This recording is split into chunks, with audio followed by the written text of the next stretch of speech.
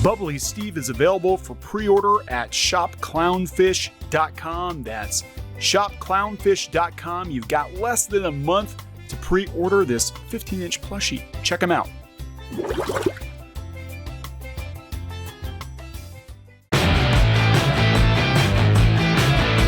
Hey guys, welcome back to Clownfish TV. This is Neon. I am here with Geeky Sparkles. Hello. Somehow Palpatine returned.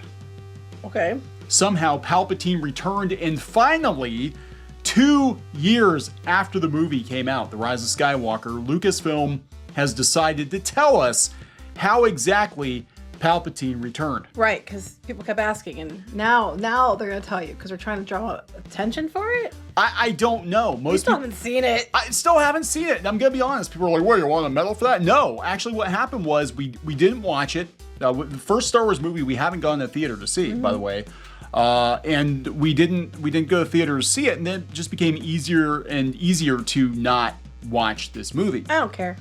I don't care either. I might watch it someday just to see, but I really don't have. I have to get in the mood to give a shit. Everybody does. Sometimes you really got to muster up enough give a shit, I guess. Yeah, we're just kind of out of give a shit for Star Wars. But I thought this was really interesting. And we don't talk nearly as much about Star Wars as we used to because we really don't care. But it was interesting that they're now, almost 2 years later, finally telling people how Palpatine returned. This is kind of like how they made the announcement that Palpatine returned via Fortnite. Fortnite. Well, what do you expect from a company who their bright idea for their new initiative is a co-pilot that's literally a rock? And they're very impressed with themselves for coming up with such an idea. Yeah, it's...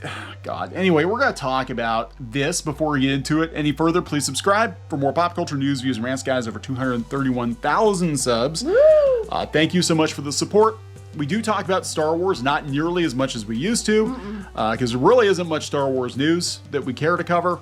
We basically talk about what interests us that day, and a lot of it is tied to, franchises that we grew up with that are no longer themselves. Hey, I do like the Jawas they have Build-A-Bear, though. Yeah, the Jawas were cute. I love those things. They're so cute. The classic merch is that's what you can cool. find. Yeah.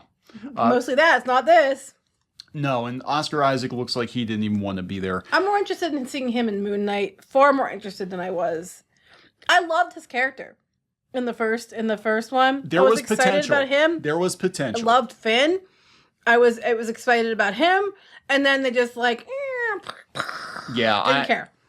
You ruined him. Almost as if they didn't have a plan. Right. I loved both him and Finn. So before we get into this any further, a couple things. One, they finally announced the new name of Boba Fett's spaceship. They did a while ago. Days ago. But I guess the media just now found out. Yeah, I don't understand. We had it on Pirates and Princesses like 4 or 5 days ago that it was actually in the comic books. They're going to call Slave 1 Firespray. And why?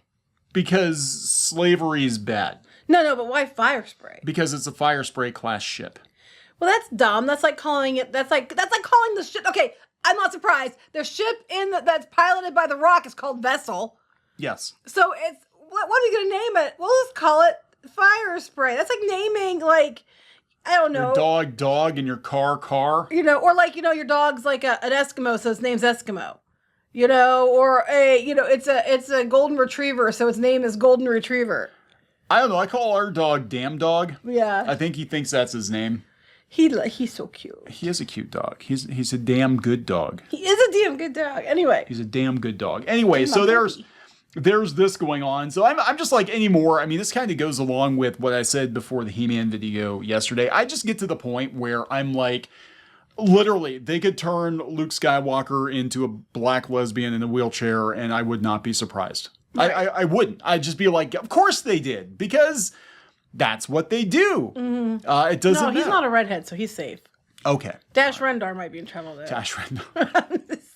And Mara Jade's screwed. Oh, Mara Jade's completely... They're going to totally mess that up. They're talking they're going to bring her into it. Well, they're going to bring her into it, and she's not going to be Mara Jade, and she's not going to be white, because she's a redhead, so that clearly means Don't you know? And I'm sure it's as insulting to black people. You know, it's insulting them too. It's like basically they just get, you know, hand-me-downs that are gingers because for whatever reason Hollywood thinks that they're the same thing. I don't know. It definitely is a thing, and I think it's kind of like elaborate multi-million-dollar trolling. Who knows? Well, we share in the sass. That's at least true. There's that. Anyway, this whole situation with Star Wars just now explaining where Palpatine came from reminds me of Elijah Wood's tweet where they were talking about the books. They're like, did you know? The Sith Eternal Fleet seen in Star Wars The Rise of Skywalker was created by Sith cultists on Exegol who indoctrinated Exegol's population with Sith values and raised and trained their children to become officers, mechanics, and soldiers.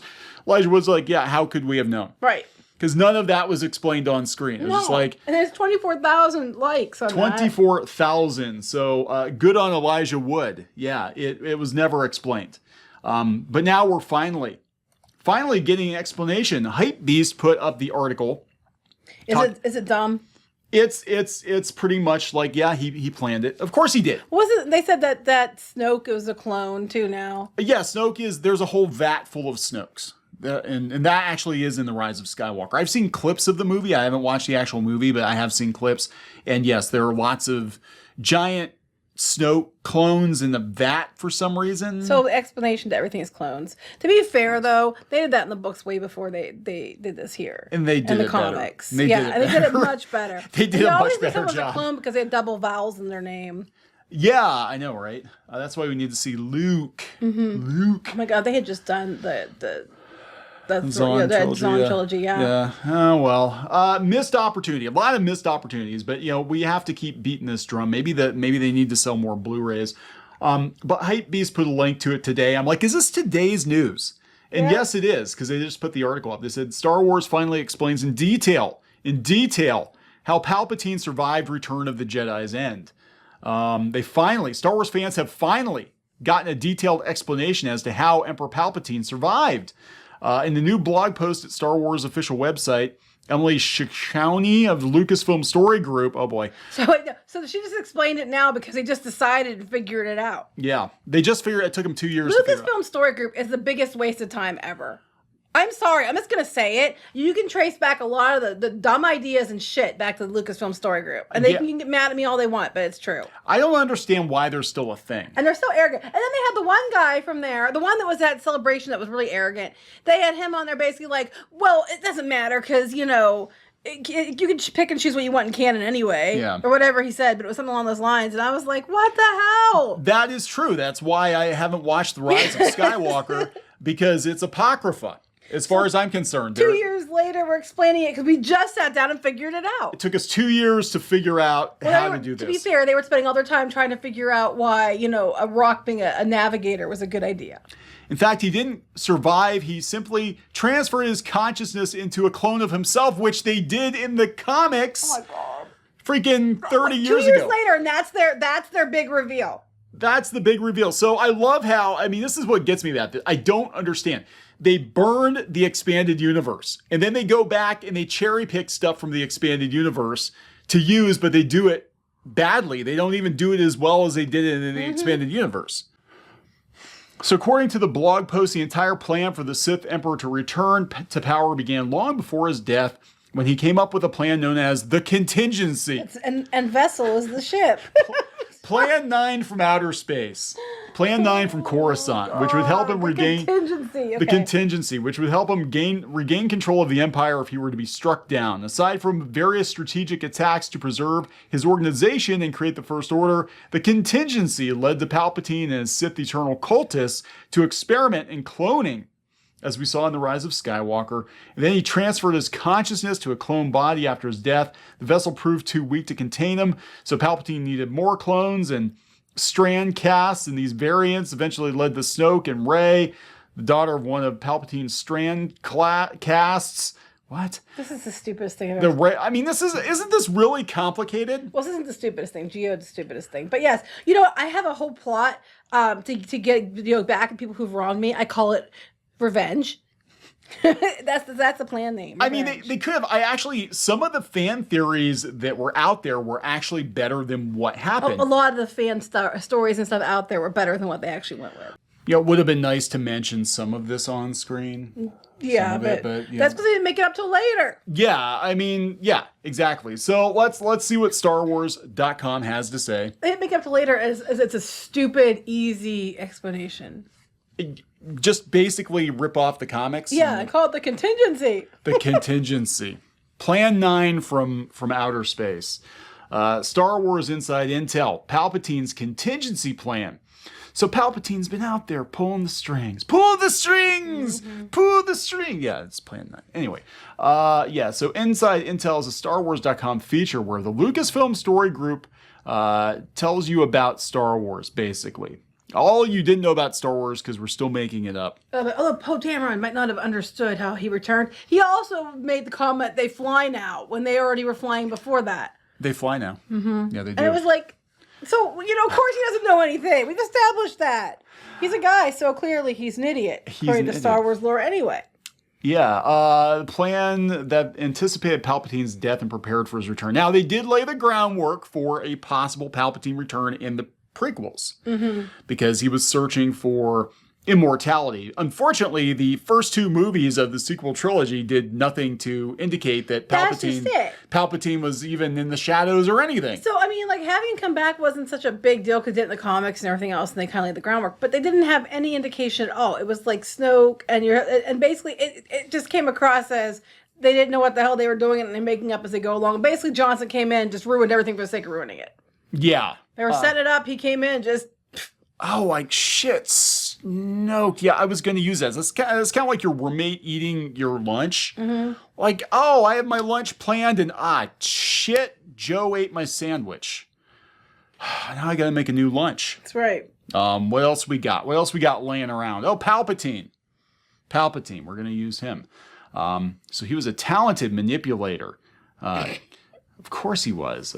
Anyway, as a Sith Lord, Palpatine craved power but feared losing it. This compelled him to design a backup plan, officially known as the Contingency. Yeah, from the people who brought you the ship named Vessel. From the ship named Vessel. In the event that he died, Palpatine's plot would go into effect. Originally introduced in Claudia Gray's Star Wars Lost Stars. Also the person behind Geode. Wrong answer. Also introduced in Dark Horse Comics in the early 1990s. That's true. Began in the Aftermath trilogy. So we're going to go back and be like, yes, we meant to do this. This was totally planned. No, it wasn't. After Emperor Palpatine was unexpectedly betrayed and killed by Vader, and word of his death along with the destruction of the second Death Star traveled across the Empire, the Contingency unfolded as planned. I don't think he planned it. Mm-mm. Sentinel droids were dispatched to Imperials throughout the galaxy and advised them of the next steps. And then they talk about the game. I know they have him in the game as like a hologram robot thing. Operation Cinder sought to destroy the Imperial New Republic plans alike with the goal to destroy sensitive information or other liabilities. Blah, blah, blah. They did not plan on bringing Palpatine back. No. You cannot convince me that they planned on bringing Palpatine back. Not in the sequels, no. And Kathleen Kennedy admitted as much that they... Oh, but then they tried to backpedal and say, we planned this the whole time. Yeah, we planned it the whole time. No, you didn't. Or was it J.J. Abrams? It might have been J.J. Abrams. It was like, oh yeah, we really didn't plan it. And Kathleen Kennedy's like, oh, no. Well, I know she said it was planned the entire time. It's like, no, like hell it was. And it was funny because even the people who were like calling people like us names and saying, we kept saying there's no plan. Yes, there is. You're just salty. And then they saw Rise of Skywalker and then they were disappointed because it wasn't what they wanted. And they're like, there's no plan. It's like, no shit. So wait, Snoke was an evil duplicate of Palpatine. No, he wasn't. He was like a freaking giant, deformed Hugh Hefner looking son of a bitch. He wasn't. People thought maybe he was a hidden apprentice or he was Darth Plagueis or something. All of that would have been a lot more interesting than, there's a vat full of Snokes. I'm like, if you got that much time, wouldn't you? Why are you cloning giant, 10-foot tall, deformed humanoid dudes? Who knows? You need room to put all the Sith in there. Yeah, he's got to be bigger on the inside so he can fit all the dark side powers inside of him. That's right. But that's okay. No matter how big and bad they are, Rey will take care of it because she's Rey. And he never saw it coming. Mm-hmm. Like, he's supposed to be this bad. He never saw it coming. He must have saw something coming because he had the contingency going on. Well, I was talking about Snoke. Snoke didn't see it Well, coming. Snoke was a clone. He wasn't good He was enough. probably being good. I don't even understand what's he being. The whole thing's stupid. Don't care. Basically, I can sum my whole opinion up on this, and I don't really care.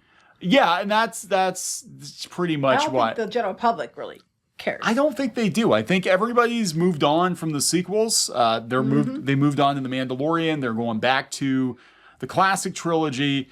But the story group, since the sequels were kind of their thing and the High Republic is their thing, And it's doing so well. It's doing so well. They got to remind people that it's still a thing. Again, I'm with Elijah Wood. You know, it would have been nice, told us, but again, they reintroduced Palpatine via Fortnite.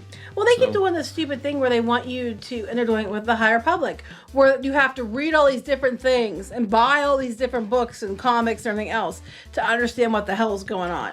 Thing is, most people aren't going to do that. They don't have time to read it. They don't want to spend the money on it. They don't care. Well, that's the Disney difference. That's the difference because spend more money, get less. Yeah, pretty much. Because the expanded universe before was optional. But with Disney, it's like they want that merchandise, that upsell. They want brand synergy. They want you to have to go buy the books and buy the comics. But when you have to buy books and comics to understand what the hell is going on in a movie, your movie sucks. I'm sorry. Your movie sucks. You shouldn't. Even their big supporters after Last Jedi were like, "What the hell was that? I don't understand half of what happened." I'm like, you people you had on your side were like, "What the flip? I don't understand." Yeah, so you had a movie that didn't make anybody happy. No, basically, and they're doing really good at that. Yeah, they're doing fantastic. It's just not making anyone happy. Just move on. Disney, it's time to move on. It's time. Let the past die. You struck out with the sequel trilogy. The media needs to let it go too. The media needs to let it go, but Story Group just can't quit it. So we're gonna wrap this one up. Yep. Please subscribe for more pop culture news, views, and rants, guys. We'll talk later. Bye.